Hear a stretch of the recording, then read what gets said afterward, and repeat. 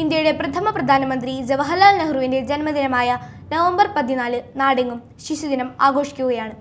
സ്വതന്ത്ര ഇന്ത്യക്ക് അദ്ദേഹം നൽകിയ സംഭാവനകൾ സമാനതകളില്ലാത്തതാണ്. ചാച്ചാജിയുടെ ഓർമ്മകളുമായി വീണ്ടും ഒരു ശിശുദിനം.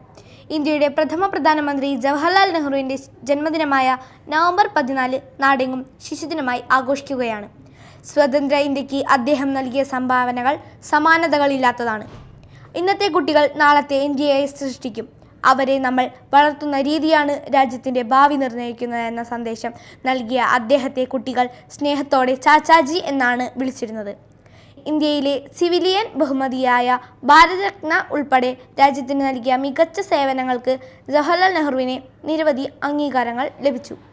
1964 മെയ് 27 അദ്ദേഹം അന്തരിച്ചത്. 1947 മുതൽ അന്തരിക്കുന്നതുവരെ അദ്ദേഹം ഇന്ത്യയുടെ പ്രധാനമന്ത്രി സ്ഥാനം വഹിച്ചു.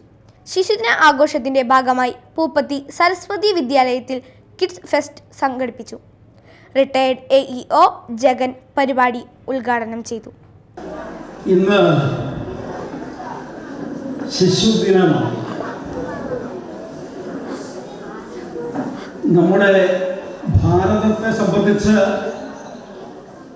നവംബർ 14 ആണ് ശിശുദിനമായി ആചരിക്കുന്നത്. എൻ്റെ കുഞ്ഞുങ്ങൾക്കറിയാം,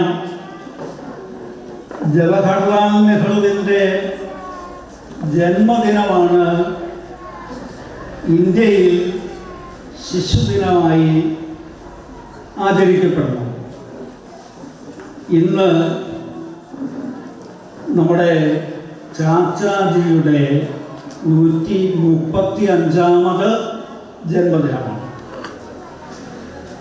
സ്കൂൾ പ്രസിഡന്റ് പ്രതാപ് ഇല്ലത്ത് അധ്യക്ഷത വഹിച്ചു.